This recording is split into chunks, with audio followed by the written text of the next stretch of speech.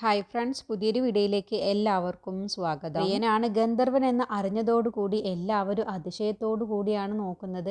അങ്ങനെ ഗന്ധർവൻ പ്രിയനാണെന്ന് അറിഞ്ഞപ്പോൾ എല്ലാവർക്കും ഒരുപാട് സന്തോഷമാവാണ്. അപ്പോൾ ജെന്നിഫറിൻ്റെ ഫോണിലേക്ക് കൈലാഷ് വിളിക്കുകയാണ്. അപ്പോഴൊക്കെ ജെന്നിഫർ കൈലാഷിൻ്റെ കോള് കട്ട് ചെയ്യാട്ടോ. അപ്പോൾ കൈലാഷ് മനസ്സിൽ ചിന്തിക്കുകയാണ്, എന്താവും, എന്തെങ്കിലും പ്രശ്നമുണ്ടാകുമോ, ഇനിയിപ്പോൾ ഇവിടെ തന്നെ നിൽക്കുന്നതുകൊണ്ട് കാര്യമില്ല, അകത്ത് കയറി നോക്കാം എന്ന് മനസ്സിൽ ചിന്തിച്ചുകൊണ്ട് കൈലാഷ് റെസ്റ്റോറൻറ്റിൻ്റെ അകത്തേക്ക് കയറുകയാണ്.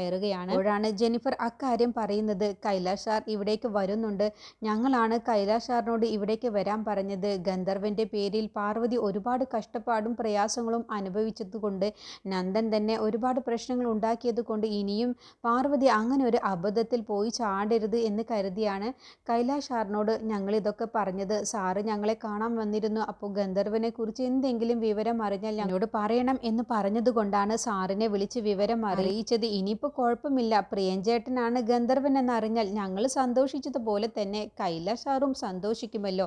അത് കേട്ടപ്പോൾ മോഹനം പറയണ, ഇല്ല, ഒരിക്കലും കൈലാഷ് സാർ സന്തോഷിക്കില്ല, ദേഷ്യപ്പെടുകയാണ് ചെയ്യുക. അതെന്താ മോഹൻ ചേട്ടൻ അങ്ങനെ പറഞ്ഞത് എന്ന് മീര ചോദിക്കുമ്പോൾ, കാരണം കൈലാഷ് സാറും പാർവതിയെ സ്നേഹിക്കുന്നുണ്ട്. അത് കേട്ടതോടുകൂടി മീരയും ജെന്നിഫറും ജയന്തിയും സൗസൊക്കെ ഞെട്ടിപ്പോവാണ്. എന്താ മോഹൻ ചേട്ടൻ പറഞ്ഞത്? അതെ, സാറും പാർവതിയെ സ്നേഹിക്കുന്നുണ്ട്, അതുകൊണ്ടാണ് സാർ അറിഞ്ഞാൽ കുഴപ്പമെന്ന് പറഞ്ഞത്. അതുകൊണ്ട് നിങ്ങൾ ഒരു കാര്യം ചെയ്യ്, സാർ ഇവിടേക്ക് വരുന്നുണ്ടെങ്കിൽ പ്രശ്നമാണ്. അപ്പോൾ മീര ചോദിക്കുകയാണ്, അത് ഇനിയിപ്പോൾ എന്ത് ചെയ്യും, സാറിപ്പോൾ ഇവിടേക്ക് കയറി വരുമല്ലോ. അപ്പോഴത്തേക്കും കൈലാഷ് അവിടേക്ക് വരുന്നത് അവർ കാണാണ്. അപ്പോൾ പ്രിയം പറയണ, ഒരു കാര്യം ചെയ്യ്, ഞാൻ പറഞ്ഞതുപോലെ നിങ്ങൾ സാറിൻ്റെ അടുത്ത് പോയി പറഞ്ഞാൽ മതി. അങ്ങനെ ജെന്നിഫറും മീരയും കൈലാഷിൻ്റെ അടുത്തേക്ക് ചെല്ലുകയാണ്. അപ്പോൾ മീര, നീ എന്താ ഫോൺ എടുക്കാതിരുന്നു? ജെന്നിഫർ, നിങ്ങൾ എന്താ ഫോൺ എടുക്കാതിരുന്നത്? ഗന്ധർവൻ വന്നോ? നിങ്ങൾ ഗന്ധർവനെ കണ്ടോ? അത് പിന്നെ സാർ, ഞങ്ങൾ ഫോൺ എടുക്കാതിരുന്നത്, ഫോൺ കട്ടാക്കിയത് സാറിൻ്റെ അടുത്തേക്ക് വരികയായിരുന്നു. കാരണം പാർവതിയെ ഞങ്ങൾ കണ്ടു, ഗന്ധർവനൊന്നുമില്ല, ഗന്ധർവനെ കുറിച്ച് ഇനി ഒരു അക്ഷരം പോലും പാർവതി പറയില്ല എന്നാണ് പറഞ്ഞിട്ടുള്ളത്. ഗന്ധർവൻ കള്ളമാണെന്നുള്ളതും ഇനി ഗന്ധർവനാണെന്നും പറഞ്ഞ് ആര് വന്നാലും ഞാൻ അവരെ വിശ്വസിക്കില്ല എന്നൊക്കെയാണ് പാർവതി ഞങ്ങളോട് പറഞ്ഞത്. അപ്പോൾ ഇവിടെ വന്ന് അക്കാര്യം പറയാൻ വേണ്ടിയാണ് ഞങ്ങളോട് സസ്പെൻസ് ആക്കി പാർവതി ഗന്ധർവനെ കുറിച്ച് പറയാനുണ്ട്, ഞാൻ കാണിച്ചു തരാം എന്ന് പറഞ്ഞ് ഇവിടേക്ക് വിളിച്ചത്, അല്ലാതെ ഗന്ധർവനൊന്നുമില്ല. അത് കേട്ടപ്പോൾ കൈലാഷിന് ഒരുപാട് സന്തോഷമാവാണ്. പാർവതി അങ്ങനെ പറഞ്ഞു? അതെ. അപ്പോൾ ഇനി ഒരിക്കലും പാർവതി ഗന്ധർവനെ കുറിച്ച് ചിന്തിക്കില്ല എന്നാണോ പറഞ്ഞത്? അതെ, ഇനി ഗന്ധർവനെ കുറിച്ച് ഒരക്ഷരം പോലും പാർവതി പറയില്ല, ആരാണ് ഗന്ധർവൻ എന്ന് അറിയേണ്ട ആവശ്യമില്ല എന്നൊക്കെയാണ് പാർവതി പറഞ്ഞത്.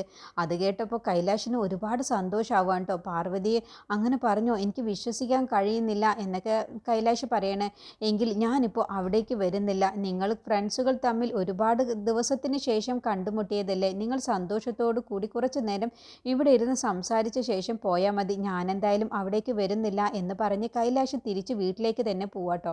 അങ്ങനെ മീരയും ജെന്നിഫറും അവരുടെ അടുത്തേക്ക് ചെല്ലുകയാണ്. കൈലാഷ് സാർ പോയി എന്ന് പറഞ്ഞ്. അപ്പോൾ അവരാണെങ്കിലോ കൈലാഷ് പോകുന്നതൊക്കെ കാണുന്നുണ്ട്. പ്രിയനും പാർവതിയും ജയന്തിയും സൗസവും മോഹനൊക്കെ കാണുന്നുണ്ട്.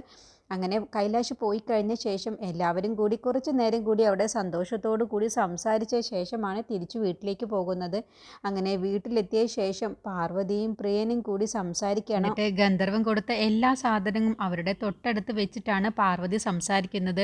നമ്മൾ ഈ രണ്ടുപേരും ഈ ടെറസിലിരുന്ന് സംസാരിച്ചിട്ടുണ്ട്, പക്ഷേ അന്നൊന്നും തോന്നാത്ത ഒരു ഫീലിംഗ് ആണ് എനിക്കിപ്പോൾ തോന്നുന്നത്. പ്രിയൻ ചേട്ടൻ എന്താ പറഞ്ഞു വരുന്നത് പാറു? അല്ല, അന്ന് എൻ്റെ കയ്യിൽ മൈലാഞ്ചിട്ട് തന്നില്ലേ പ്രിയൻ ചേട്ടൻ, അന്നൊന്നും എനിക്ക് തോന്നാത്ത എന്തോ ഒരു ഫീലിംഗ് ആണ് ഇപ്പോൾ എനിക്ക് തോന്നുന്നത്. അത് പ്രിയൻ ചേട്ടന് തോന്നുന്നുണ്ടോ? എന്താ പാറു നീ പറഞ്ഞത്? നീ ഇങ്ങനെയൊന്നും സംസാരിക്കാറില്ലല്ലോ. അതൊക്കെ ശരിയാണ്, അന്ന് ഗന്ധർവൻ എനിക്ക് എഴുതിയ ആ ലെറ്റർ വായിച്ച അന്നു മുതലാണ് എനിക്ക് ഇങ്ങനെയൊക്കെ തോന്നിയത്. അന്ന് ഞാൻ ആ ലെറ്ററിലെ ഓരോ വരികളും വായിക്കുമ്പോഴും എൻ്റെ അടുത്ത് ഗന്ധർവൻ നിൽക്കുന്നത് പോലെയാണ് എനിക്ക് തോന്നിയിട്ടുള്ളത്. അന്ന് പ്രിയൻ ചേട്ടൻ്റെ മുഖം മാത്രമാണ് എൻ്റെ മനസ്സിൽ ഇല്ലാതിരുന്നിട്ടുള്ളൂ. ഞാൻ പല ദിവസങ്ങളിലും ഞാൻ ഗന്ധർവൻ്റെ തോളിൽ ചാഞ്ഞു കിടന്ന് ഞാൻ ആശ്വാസം കണ്ടെത്തിയിട്ടുണ്ട്, ഒരുപാട് കരഞ്ഞിട്ടുണ്ട്. ഞാനങ്ങനെ സങ്കടപ്പെടുന്ന സമയത്ത് എൻ്റെ ഗന്ധർവൻ എന്നെ ആശ്വസിപ്പിക്കുമ്പോൾ ഞാൻ പ്രിയൻ ചേട്ടനാണെന്നുണ്ടെങ്കിൽ എത്രമാത്രം അധികം അന്ന് ഞാൻ സന്തോഷിച്ചിരുന്നു. പ്രിയൻ ചേട്ടൻ അന്ന് എൻ്റെ അരികിൽ തൊട്ടടുത്ത് ഉണ്ടായിരുന്നെങ്കിൽ ഞാൻ എന്തുമാത്രം അധികം അപ്പോൾ സന്തോഷിച്ചിട്ടുണ്ടാവും. ഇനി എന്തിനാണ് പ്രിയൻ ചേട്ടൻ വെറുതെ ഗന്ധർവൻ എന്നൊക്കെ പറഞ്ഞ് ഒരു പുതിയ പേരൊക്കെ കൊണ്ടുവന്ന് ഇങ്ങനെ എന്നെ ആശ്വസിപ്പിക്കാനൊക്കെ നോക്കിയത്? എന്തിനാണ് പ്രിയൻ ചേട്ടൻ അങ്ങനെയൊക്കെ ചെയ്തത്? അത് കേട്ടപ്പോൾ പാർവതിയുടെ ആ സംസാരം കേട്ടപ്പോൾ പ്രിയൻ പ്രിയനങ്ങ് പൊട്ടിച്ചിരിക്കണം. ഇരിക്കാതെ പ്രിയൻ ചേട്ടാ, ഞാൻ ചോദിച്ചതിനുള്ള മറുപടി പറയും. എന്ന് മുതലാണ് പ്രിയൻ ചേട്ടൻ എൻ്റെ ഗന്ധർവനായി എൻ്റെ അടുത്തേക്ക് വരാൻ തുടങ്ങിയത്? എങ്ങനെയാണ് ആ സംഭവത്തെക്കുറിച്ചൊന്ന് പറയാമോ? അപ്പോൾ പ്രിയൻ കാര്യങ്ങളൊക്കെ പറഞ്ഞു കൊടുക്കുകയാണ്. ഞാൻ നിന്നെ ആദ്യമായി കണ്ടില്ലേ ബസ് സ്റ്റാൻഡിൽ വെച്ച്, നീ പാവാട ധാവണിയിൽ വന്ന സമയത്ത്. അന്നു മുതലേ എനിക്ക് നിന്നെ ഇഷ്ടപ്പെട്ടു. എന്നെ പോലെ ഒരു പെൺകുട്ടിയുടെ കൂടെ എൻ്റെ ജീവിതകാലം മുഴുവൻ ജീവിക്കണമെന്ന് എൻ്റെ മനസ്സിൽ നിന്ന് ആരോ പറയുന്നത് പോലെ എനിക്ക് തോന്നി. പക്ഷേ നിന്റെ മനസ്സിൽ എന്നെ കണ്ട അന്നു മുതൽ ഞാനൊരു വൃത്തികെട്ടവനായിട്ടാണ് നിന്റെ മനസ്സിൽ തോന്നിയത്. പക്ഷേ പാറു, നീ എന്നെ എത്ര അകറ്റി നിർത്തിയാലും, എന്നെ ചീത്ത പറഞ്ഞാലും, എന്നോട് ദേഷ്യപ്പെട്ടാലും ഒന്നും എൻ്റെ മനസ്സിൽ നിന്നോട് എനിക്ക് ദേഷ്യമേ തോന്നിയിട്ടില്ല. അതെന്താ പ്രിയൻ ചേട്ടാ അങ്ങനെ? അതെനിക്ക് അറിയില്ല പാറു. എത്രയോ മുജ്ജന്മങ്ങളായി നമ്മൾ തമ്മിൽ ഒരുമിച്ച് ബന്ധമുണ്ടായിരുന്നു എന്നുള്ളതാണ് എൻ്റെ മനസ്സിൽ അപ്പോഴും തോന്നിയത്. ഞാൻ എപ്പോഴും നിന്നെ കാണുന്നത് ഒരു കുട്ടിയെ പോലെയായിരുന്നു. അത് ശരി, എന്നെ കുട്ടിയെ പോലെ കണ്ടിരുന്ന ആൾ പിന്നെ എപ്പോഴാണ് എന്നെ ഗന്ധർവനായി കാണല് തുടങ്ങിയത്? നീ അന്ന് ലേഡീസ് റൂമിൽ ഫോൺ വെച്ചതിൻ്റെ പേരിൽ ഞാനാണത് ചെയ്തത് എന്ന് പറഞ്ഞ് പോലീസിൽ കംപ്ലൈൻറ്റ് കൊടുത്തില്ലേ? എന്നിട്ട് എന്നെ പോലീസ് പിടിച്ചുകൊണ്ട് പോയില്ലേ? അതിൻ്റെ ശേഷം അമ്മ വന്ന് നിന്നെ അടിച്ചു എന്നൊക്കെ പറഞ്ഞത് കേട്ടു ഞാൻ.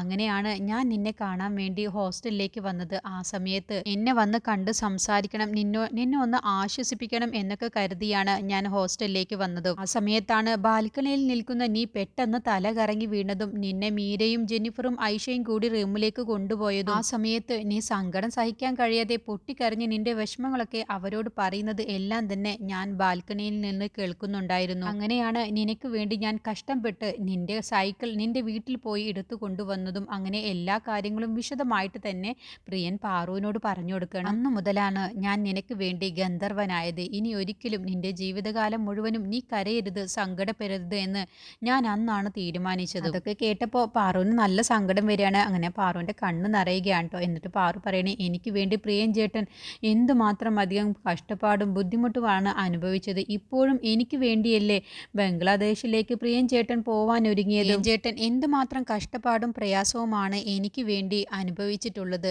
ഞാൻ പ്രിയൻ ചേട്ടനെ കണ്ടുപിടിക്കാൻ, ഗന്ധർവനെ കണ്ടുപിടിക്കാൻ ഒരുപാട് ത്യാഗങ്ങൾ ഞാൻ സഹിച്ചിട്ടുണ്ട്.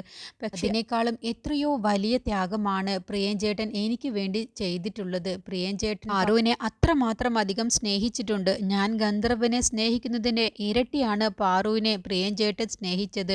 ഞാൻ പ്രിയൻ ചേട്ടന് യോജിച്ച ആളാണെന്നോ എന്നൊന്നും എനിക്കറിയില്ല. പക്ഷേ ഞാൻ ഒരു കാര്യം പ്രിയൻ ചേട്ടനോട് പറയാം, എൻ്റെ ജീവിതകാലം മുഴുവനും പ്രിയൻ ചേട്ടൻ തന്ന ഈ സ്നേഹം ഞാൻ ഒരിക്കലും കൈവിട്ട് കളയില്ല. അതൊക്കെ കേൾക്കുമ്പോൾ പ്രിയൻ ആ പാറു പറഞ്ഞ ആ വാക്കുകളൊക്കെ കേൾക്കുമ്പോൾ പ്രിയനും നല്ല സന്തോഷമാവണം. 7 ജന്മങ്ങൾ എടുത്താലും ഞാൻ പ്രിയൻ ചേട്ടന് വേണ്ടി ഞാൻ ജീവിക്കും.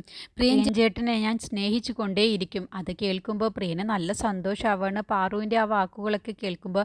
അങ്ങനെ പാറു പ്രിയൻ്റെ കൈ പിടിക്കുകയാണ് കേട്ടോ. എന്നിട്ട് പറയണ, പ്രിയൻ ചേട്ടാ, ഞാൻ പ്രിയൻ ചേട്ടൻ്റെ മടിയിൽ ഒന്ന് തല വെച്ച് കിടന്നോട്ടെ, എനിക്ക് അങ്ങനെ ഒരു ആഗ്രഹമുണ്ട്. അത് കേട്ട് പാറുവിനോട് പ്രിയൻ മടിയിൽ കിടക്കാൻ പറയണേ. അങ്ങനെ പ്രിയൻ്റെ മടിയിൽ പാറു കിടക്കുകയാണ് കേട്ടോ. അപ്പോൾ പാറുവിൻ്റെ മുടി ഇങ്ങനെ തഴുകി കൊടുക്കുകയാണ് പ്രിയൻ. പിന്നീട് പാറുവിൻ്റെ അമ്മയും അച്ഛനും ചേച്ചിയൊക്കെ നല്ല ഉറക്കത്തിലാണ് കേട്ടോ. പെട്ടെന്നാണ് ഉറക്കത്തിൽ നിന്ന് അവർ 3 പേരും ഞെട്ടി ഉണരുന്നത് ഒരു സൗണ്ട് കേട്ടിട്ട്. അപ്പോൾ ഒരു വഴിപോക്കം വന്നിങ്ങനെ വിളിച്ചു പറയുകയാണ്, നിങ്ങളുടെ വീട്ടിൽ നല്ല കാലം വരാൻ തുടങ്ങുകയാണ്.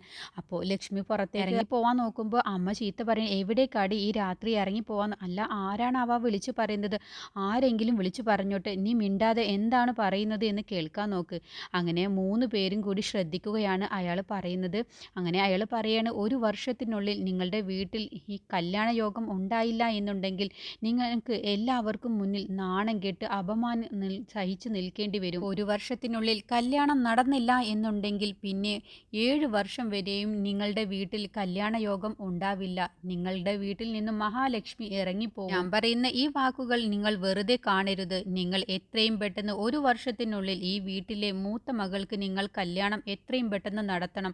അങ്ങനെയാണെങ്കിൽ നിങ്ങൾക്ക് ഇനിയുള്ള കാലം നല്ല സന്തോഷമുള്ള ജീവിതമാണ് തുടങ്ങാൻ പോകുന്നത്. അല്ല എന്നുണ്ടെങ്കിൽ നിങ്ങൾ എല്ലാവർക്കും മുന്നിൽ, നാട്ടുകാർക്ക് മുന്നിൽ നാണം കെട്ട് അപമാനിച്ച് തല കുനിച്ച് നിൽക്കേണ്ട അവസ്ഥ വരും എന്നൊക്കെ പറഞ്ഞിട്ട് അയാൾ അങ്ങ് പോവാട്ടോ. പിന്നീട് പാർവതിയും പ്രിയനും ഉറങ്ങാൻ വരികയാണ് റൂമിലേക്ക്. അപ്പോൾ പാർവതി ബാത്റൂമിൽ നിന്നും പുറത്തേക്ക് വരുന്ന സമയത്ത് പ്രിയൻ കട്ടിലിൻ്റെ മേളിൽ കിടക്കുകയാണ് കേട്ടോ. കട്ടിലെ കാലുമക്കാലും വെച്ചാണ് കിടക്കുന്നത്. അപ്പോൾ പാർവതി ചോദിക്കാൻ, അല്ല പതിവില്ലാതെ പ്രിയൻ ചേട്ടൻ എന്താ ഇന്ന് കട്ടിലിൽ കിടക്കുന്നത്? അത് പിന്നെ എനിക്കിന്നെന്താ കട്ടിലിൽ കിടന്നാല് അല്ല സാധാരണ നിലത്തല്ലേ കിടക്കാറുള്ളത് അതാ ചോദിച്ചത്. അത് പിന്നെ പാറു ഇനിയിപ്പോൾ എനിക്ക് നിലത്ത് കിടക്കേണ്ട ആവശ്യമില്ലല്ലോ. ഇനി എനിക്കും നിന്നോടൊപ്പം ഇവിടെ തന്നെ കിടക്കാമല്ലോ. അത് പറ്റില്ല പ്രിയൻ ചേട്ടാ. കല്യാണം കഴിയാതെയൊന്നും നമ്മൾ തമ്മിൽ ഒരുമിച്ച് കിടക്കില്ല. അതെന്താ പാറു നിനക്ക് എന്നെ വിശ്വാസമില്ലേ? എനിക്ക് വിശ്വാസമില്ലാഞ്ഞിട്ടല്ല. എനിക്ക് പ്രിയൻ ചേട്ടനെ വിശ്വാസമുണ്ട്. പക്ഷേ എനിക്ക് ഗന്ധർവ്വനെ വിശ്വാസമില്ല. അതിന് പ്രിയൻ ചേട്ടനും ഗന്ധർവ്വനും ഞാൻ തന്നെയാണല്ലോ. പിന്നെ എന്താ പാറു നീ അങ്ങനെ പറഞ്ഞത്? അത് അങ്ങനെയാണ് പ്രിയൻ ചേട്ടാ. ഞാനിവിടെ താഴെ കിടന്നോളാം. അതെന്തിനാ പാറു നീ താഴെ കിടക്കുന്നത്? അതെ, എനിക്ക് ഗന്ധർവ്വനെ തീരെ വിശ്വാസമില്ല. എനിക്ക് പ്രിയൻ ചേട്ടനെയാണ് വിശ്വാസമുള്ളൂ. അപ്പൊ നീ എൻ്റെ അടുത്ത് കിടക്കില്ല? ഇല്ല, ഞാൻ കല്യാണത്തിന്റെ മുന്നേ അവിടെ വന്ന് കിടക്കില്ല. അത് ശരി, അപ്പൊ നീ അങ്ങനെയൊക്കെയാണോ പറയുന്നത്? ആ എങ്കിൽ ശരി പാറു, നീ ഇവിടെ കട്ടിലിൽ കിടന്നോ, ഞാൻ താഴെ കിടന്നോളാം. അത് വേണ്ട, പ്രിയൻചേട്ടൻ കട്ടിലിൽ തന്നെ കിടന്നാൽ മതി, ഞാൻ താഴെ കിടന്നോളാം. ആണ് ആണിന് കൊടുക്കേണ്ട മര്യാദ. അത് കേട്ടപ്പോൾ പ്രിയന് നല്ല സന്തോഷമാവട്ടെ. ആ ഒരു കാര്യം പറഞ്ഞപ്പോൾ എന്താ നീ പറഞ്ഞത് പാറു? ഞാൻ താഴെ പായ വിരിച്ചു കിടന്നോളാം, പ്രിയൻ ചേട്ടൻ കട്ടിലിൽ തന്നെ കിടന്നോ. അതാ ഞാൻ അതല്ല, അതിൻ്റെ മുന്നേ നീ വേറെന്തോ പറഞ്ഞല്ലോ. ആണിന് കൊടുക്കേണ്ട മര്യാദ അങ്ങനെ എന്തോ പറഞ്ഞതുപോലെ എനിക്ക് തോന്നിയല്ലോ. അത് ഞാൻ വെറുതെ പറഞ്ഞതാണ്. വട്ടനും പ്രിയൻ ചേട്ടാ. എന്ത് വട്ടനെന്നോ? നിനക്ക് ഇന്ന് ഞാൻ വെച്ചിട്ടുണ്ട് എന്ന് പറഞ്ഞ് രണ്ടുപേരും കൂടി അങ്ങോട്ടും ഇങ്ങോട്ടും തലേണെടുത്ത് അടിക്കുകയാണ് കേട്ടോ. ഇതിനെക്കുറിച്ചുള്ള ബാക്കി റിവ്യൂ അടുത്ത വീഡിയോയിൽ പറയാം.